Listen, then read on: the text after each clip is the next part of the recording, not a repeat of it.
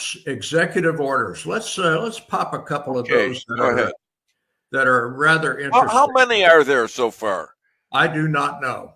I think it's getting up there. I think it's probably around 100. I think he's still doing them. I mean, 200. He is. I said they're going to do 200. First it was 100. Then he's doing 200, and he's sitting there in front of a press, all the press, and he's signing these things off. Oh, that's a good one. Yeah, we're going to examine who killed John F. Kennedy and Robert F. Kennedy and Martin Luther King. Well, that's another thing I was going to talk about. Since he has released those, it may be a couple of months before we see the totality of the text.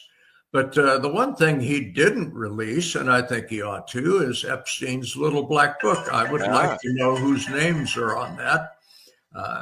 And maybe if the Democrats piss him off enough, he'll do just that. But there's a whole bunch of Democrat names in there and a whole bunch of Republicans, too. So back to this, his executive orders. One of the ones that made me smile the most was Executive Order number 14171, which ended DEI in the federal government. Wow. Dave, we've had our noses rubbed in this garbage for the last 4 years, increasing every day. Yep. And our very own military, who's the best in the world, has been hobbled by this garbage. I'm so pleased that he has kicked that out.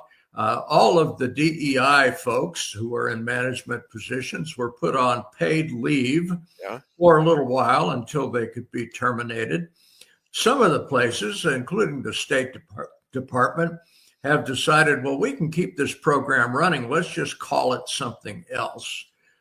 So in one case, a DEI manager has been turned into a senior executive.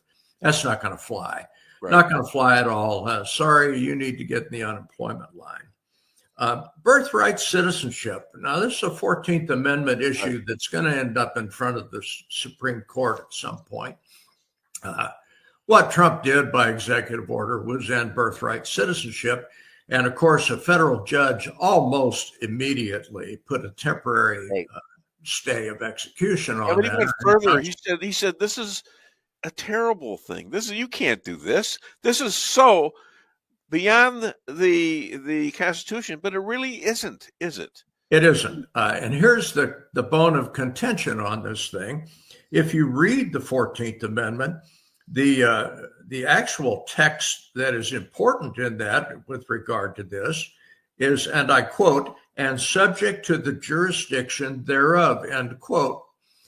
One would argue that an illegal alien is not subject to the jurisdiction of the United States. They do owe allegiance to their country of origin. This is going to end up in front of the Supremes. Now, I was pretty sure when I saw Trump sign that there was lawsuits pending on it.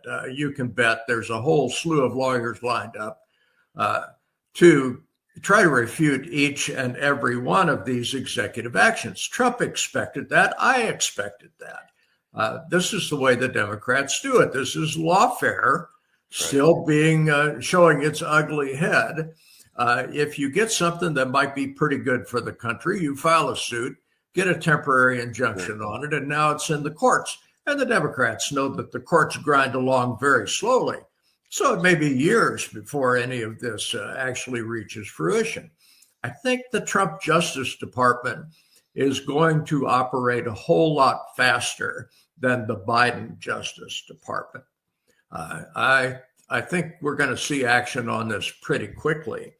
Okay, the 14th Amendment, if you look at the history of this thing, the pertinent part of it is the following.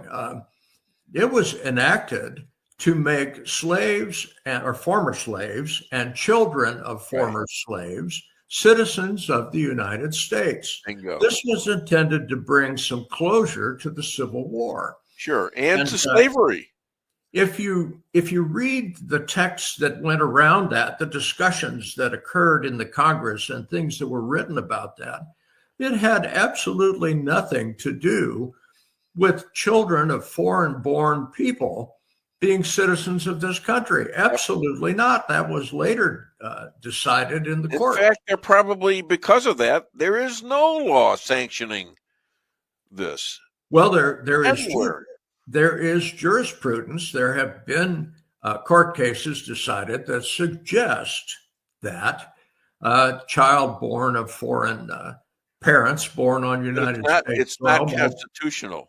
It is not part of the Constitution, That's nor correct. is it part of the 14th Amendment. And one would think that that would be necessary for this to be upheld. You're going to see this in front of the Supreme Court post haste. Well, I think let's see what they do. It's going to happen pretty quickly. As an aside to that, though, Yeah. One of the arguments that the folks that are pursuing this have made is that Congress did not establish a law that says it's not illegal for a child of foreign-born nationals to be a citizen. So Representative Brian Babin, who is a representative of Texas, has filed the Birthright Citizenship Act, which would solidify the 14th Amendment and bar children of illegal aliens from being citizens. Now, whether this thing ever sees the light of day or not, who knows? It may never get out of committee. But at least we've got a representative there that says, yes, it is Congress's job to straighten this out. And here I filed a bill to do just that. Well, now's the time to do it, isn't it? Good for you, Brian. Yeah. Good for you. But that little bit of text, and subject to the jurisdiction thereof, is what this thing is going to hinge on when it gets into the courts.